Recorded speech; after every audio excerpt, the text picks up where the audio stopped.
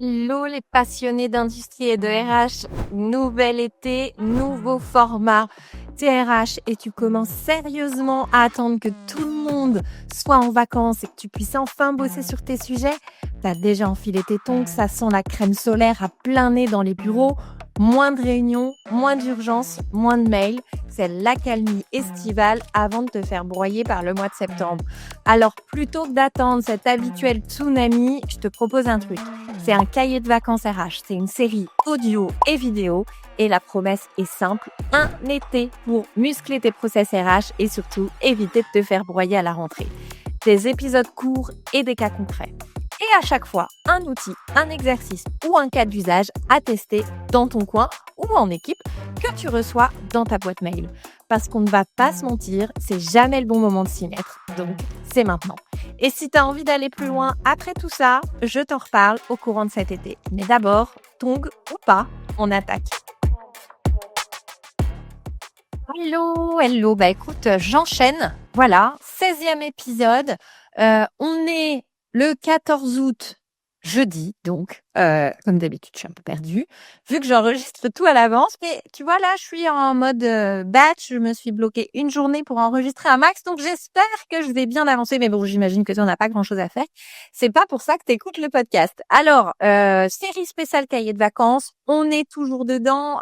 Il nous en reste plus que 11, du coup. 25 épisodes. Muscler tes process RH pendant l'été avant de te faire broyer à la rentrée. N'oublie pas que chaque mardi, tu reçois ton cahier de vacances dans ta boîte mail. Mais il faut que tu t'abonnes. Donc, tu as le lien juste en dessous dans la description du podcast. Alors, aujourd'hui, je te préviens, sujet chousse, on approche. On est sur mon sujet fétiche, mon sujet favori. Non, en vrai, j'en ai plein. Je m'emballe un peu, mais tout de même, je pense que ça fait partie de mon top sujet et des questions qu'on me remonte le plus souvent. Et souvent, c'est quoi justement les questions qu'on me pose?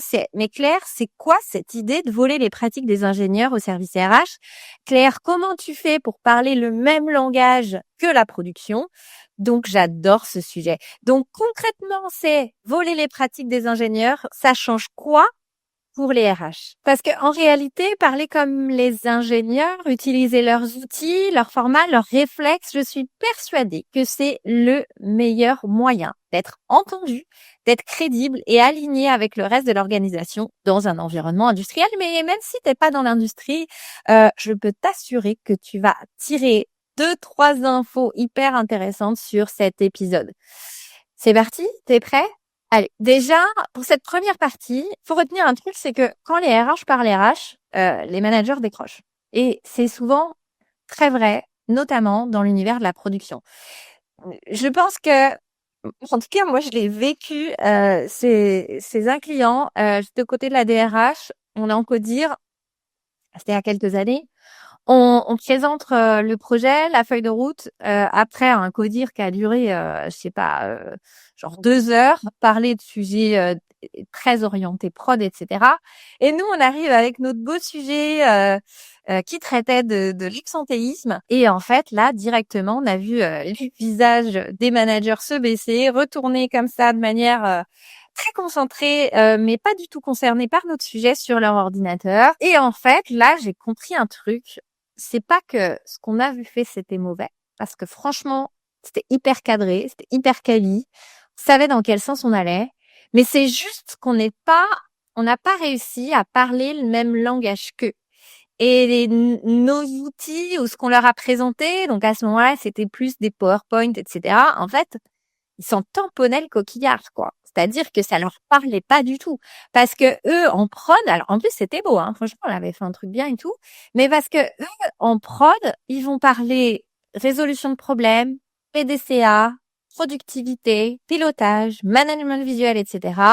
En fait, ils vont à l'essentiel. Et donc nous, on les a perdus clairement avec notre PowerPoint hyper chiadé. Donc, l'idée, c'est que si tu veux qu'on t'écoute, si tu veux avoir du poids et si tu veux être perçu comme une solutionneur, pardon, plus que comme un obstacle, montre que tu portes tes sujets RH avec leur code. Et franchement, moi, j'ai vraiment vu la différence depuis que je le fais, depuis que je suis formée à la ménio continue, etc. Quand j'arrive en intervention chez des clients et que j'utilise leurs outils, bah, en fait, tout de suite, je sais pas, j'ai une forme de légitimité de: «Ah ouais, tu connais ça? Ah oui, OK. Ah bah, c'est pas mal parce que du coup, on va pouvoir l'ajouter dans le nôtre» et cetera et parce que c'est des outils qu'ils utilisent, en fait, tout simplement. Je m'adapte, en fait et donc ça les fait percuter et même dans le regard et dans les interactions avec les dirigeants, je sais que tout de suite, ça upgrade un peu mon positionnement. Alors OK, tu vas me dire: «Toi, tu es externe et cetera», mais tu peux faire pareil, pas de souci. Et là, tu peux me dire: «Bah, OK Claire, mais moi je suis RH, je suis pas là pour sortir des outils de prod où je les connais pas». Mais justement, en fait, tu as pas forcément besoin de tout maîtriser. Tu n'as pas forcément non plus besoin de les utiliser de la même manière qu'eux. Tu peux très bien les adapter pour qu'il soit plus simple et plus compréhensible parce que ça reste le but d'un outil, c'est qu'il te serve et pas qu'il ne te contraigne. Et tu peux le détourner un peu intelligemment finalement pour qu'il serve ta clarté. Moi, il y a plein d'outils que j'ai adaptés de la prod pour qu'ils soient beaucoup plus simples et pour qu'ils servent vraiment les sujets RH. Je sais pas, il m'arrive de faire des cartographies assez compliquées de processus RH, ce qu'on va appeler en production une VSM. Une VSM en production, c'est quelque chose d'extrêmement compliqué parce qu'on va avoir des flux dans tous les sens. Adapté au RH, je fais beaucoup plus simple. Je repars des grands principes, mais je l'adapte pour qu'il soit beaucoup plus simple. D'ailleurs, je ne l'appelle même pas VSM, pour qu'il soit beaucoup plus simple et qu'il te serve vraiment. Mais du coup, voilà, la ligne managériale, la direction connaît ces outils-là, donc c'est hyper efficace. Donc aujourd'hui, je t'en montre 3. C'était long, hein, ma première partie.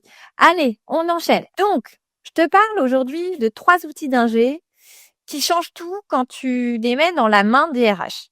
On repart du point de je veux être écoutée en codir, je veux que mon équipe RH y voit plus clair, que ma ligne managériale aussi, et je cherche à changer de posture et gagner en légitimité. Le premier outil qui permet une cartographie assez macro d'un process, c'est ce qu'on appelle je te préviens, tu vas t'étouffer en entendant le mot. C'est ce qu'on appelle le CIPOC. Donc, on cartographie un process. L'idée, c'est qu'il soit visible en une page. Et dessus, on va y poser donc le S de suppliers. Donc, ça peut être les fournisseurs de l'information. Ça peut être, enfin, selon le contexte du process que tu veux cartographier. Tu vas avoir les entrées, donc le I, les inputs. Donc là, c'est vraiment du ressort de tout ce qui est au démarrage de ton process, mais il peut y avoir plein de cas d'usage, mais t'inquiète pas, je te détaillerai tout. Le P, c'est les process, donc les étapes de ton process. Les outputs, donc les livrables pour le O. Et le C de customers pour les clients de ton process. À qui sert ton process au final? Donc, déjà, lorsque tu commences à mapper ton process à l'aide du CIPOC, comme ça, je te dis, ça paraît un peu, rien que le mot, il fait pas envie, mais en vrai, c'est assez simple à utiliser. À la fin, plus personne te dit, ah, je pensais que c'était à toi de le faire. Voilà. Ou plus personne ne va dire, ah bah attends, je suis à cette étape-là alors que tu as bouffé les 3 étapes précédentes. Donc, c'est l'outil que j'ai choisi de te mettre dans le cahier de vacances de mardi parce que, hormis son nom, il est franchement accessible. Et donc, voilà, mardi, tu as clé en main. Je t'ai mis un petit mode opératoire sympa, facile, etc. pour que tu puisses le compléter, l'utiliser. Deuxième outil qui m'a changé la vie, que j'ai simplifié, parce qu'au départ, il est beaucoup plus complexe. Ce qu'on appelle le projet A3, la matrice A3, la matrice projet. Ça a plusieurs noms. Le but de cet outil-là, c'est poser un problème RH. Un problème RH qui va pas se gérer dans le quotidien. En fait, si ton problème RH, il peut se gérer dans les 1 ou 2 semaines, c'est pas la peine de mettre en place un projet à 3. En revanche, si tu sais que tu dois résoudre un problème RH, typiquement, j'ai trop d'absentéisme, j'ai un taux d'absentéisme qui est trop élevé, tu sais très bien que tu vas pas régler ce problème-là en 2 semaines. Là, tu peux dégainer ta matrice projet à 3 qui te permet de quoi? Qui te permet de d'abord poser ton problème pour qu'il soit compréhensible par tous, d'identifier les causes, définir les actions, les responsables et piloter les indicateurs et le plan d'action. Donc ça, c'est pareil, c'est un outil que dans la majorité des boîtes industrielles, c'est un outil qui est très utilisé en fait. Donc, lorsque tu te présentes et que tu dois porter ce projet avec des parties prenantes dans l'entreprise qui ne sont pas que le service RH, clairement, dégaine la matrice A3, hyper efficace. Ensuite, tu peux aussi avoir qui est aussi un outil de résolution de problèmes. Tu peux aussi retrouver très souvent le PDCA. Le PDCA, ça veut dire Plan, Do, Check, Act. En fait, ça reprend la boucle de l'amélioration continue, qui est d'abord le plan. En gros, c'est là où tu viens poser le projet, où tu viens déterminer ce qui se passe, en fait, quelle est la problématique, identifier les causes racines. Le D, c'est le do, c'est quelles actions correctives ou d'amélioration on met en œuvre pour résoudre ce problème. Le check, c'est on va vérifier que les actions qu'on a identifiées, qu'on a mises en œuvre, est-ce qu'elles sont cohérentes, qu'est-ce qu'elles apportent, etc. Si elles n'apportent pas satisfaction, on passe dans la quatrième brique de cette boucle d'amélioration continue qui est le acte. Donc, on vient finalement retravailler les solutions et choisir de manière entre guillemets définitive parce que ça reste une boucle. Donc l'idée c'est qu'on reparte tout le temps sur le P et ainsi de suite, mais où on vient acter le choix, les choix qu'on a fait avec un peu plus de recul, etc., etc.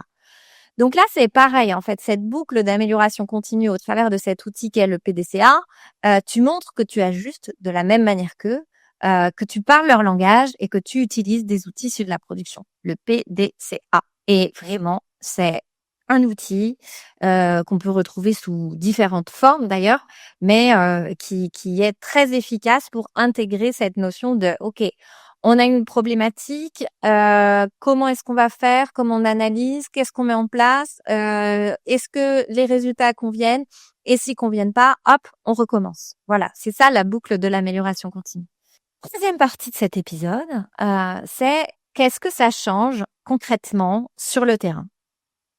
Je te donne un exemple. J'étais chez un client dans l'automobile, c'est un site de 400 personnes, travaillait sur un process de mobilité interne avec cinquantaine de mutations, d'évolutions. Et la première chose que j'ai faite pour avoir une vision concrète de aujourd'hui, quel est le process de mobilité interne, j'ai posé en fait un CIPOC. Donc, fournisseur, entrée, process, livrable et client. Tu te rappelles, c'est le premier point que je t'ai présenté. Enfin, c'est le premier outil que je t'ai présenté. Et tout de suite, en fait, l'ensemble de l'équipe RH a compris où les infos pêchaient, a compris ce qu'ils ne faisaient pas de la même manière, parce que au sein du service RH, en fait, il y avait une variété de process finalement, d'exotisme dans ce process. Et surtout, les managers aussi ont pu comprendre pourquoi les délais étaient flous, pourquoi parfois ils sautaient des étapes et enfin tout a sauté aux yeux en fait. Et à partir de cet existant du CIPOC, on a redéfini le process de qui fait quoi, quand et avec quoi, etc. Et sur un autre exemple pour le projet A3, deuxième outil que je t'ai présenté, on a posé, donc là c'était plutôt pour retravailler l'intégration, le onboarding, on a posé en fait un projet A3 parce qu'on savait que ça allait être tel qu'on l'envisageait et tel qu'était le besoin. On savait qu'il y allait avoir nécessité de porter le projet quand même sur du long terme, ça allait pas se faire en 2 semaines, clairement. Donc on a fait un projet A3 sur la base de la problématique de départ qui était le nombre de ruptures importantes pendant la période d'essai, et on a déroulé comme ça. Quelles sont les causes racines, du coup quel est le plan d'action qu'on met en œuvre, etc., etc. Parce que eux, ils utilisaient les A3 sauf le service RH en fait. Donc là, c'était assez logique de choisir cet outil-là. Et en fait, ça a vraiment permis de faire circuler l'information, de piloter avec des outils qu'ils connaissaient. Donc, de suite, les managers étaient plus habitués, donc on a réussi plus facilement à les embarquer. Franchement, c'est sans complexité, sans jargon, sans usine à gaz. Enfin, ici, quoi. Donc voilà, j'ai passé un peu de temps, mais vraiment, je voulais vraiment te convaincre et te faire comprendre que derrière ces outils qui ont un peu des mots barbares, des fois, il y a pas que des trucs compliqués. Et voler les pratiques des ingénieurs, c'est pas c'est pas vraiment jouer au chef de prod ou on te demande pas d'être ingénieur, mais c'est t'offrir des outils qui sont simples mais puissants, une posture aussi qui soit claire, crédible, une méthode qui te permettra d'être prise au sérieux et surtout de faire adhérer parce que eux-mêmes les utilisent. Donc, pour te montrer à quoi ça ressemble, comme je te disais, je t'ai glissé dans le cahier de vacances le template du CIPOC qui sera prêt à l'emploi. Et ça, c'est un extrait direct de ce que tu trouveras dans ma formation qui sort en septembre. Et vraiment, tu peux commencer dès aujourd'hui pour clarifier un process qui est flou. Donc, dans cette formation, justement, elle est où elle sera dans les jours prochains, mais t'inquiète pas, tu recevras l'info par mail. Tu y trouveras tous les outils, des exemples de terrain, tous les templates qui sont réutilisables. C'est une formation que j'ai voulu vraiment aussi en gardant le face à face parce que pourquoi ça permet, j'ai fait un groupe de bêta-testeurs avec 5 personnes et en fait, ce qui était hyper pertinent, c'est que on garde les échanges en fait de votre quotidien. Donc, on retrouve des partages d'expériences, on parle d'un vrai irritant, d'un vrai projet ou d'un vrai problème RH et puis on vient le décortiquer ensemble. Donc, je tiens vraiment à ce que ce soit en face à face, enfin en visio, mais en tout cas en direct. Donc voilà, je te mets le lien pour t'inscrire dans la description de l'épisode. Et en attendant, on se retrouve pour le prochain épisode lundi prochain. Voilà, je te remercie pour ton attention et je te dis à lundi. Salut! C'est tout pour aujourd'hui. Voilà, t'as écouté, t'as cogité. Maintenant, il est temps de passer à l'action. Et franchement, chapeau parce que t'as déjà avancé sans même t'en rendre compte. Alors, je te laisse là-dessus. On se retrouve lundi prochain pour un nouvel épisode. Toujours court, toujours concret, toujours plus utile. Allez, à très vite et garde tes tongs pas trop loin et continue quand même de profiter de ton été, même si tu bosses sur tes process. Allez, bye!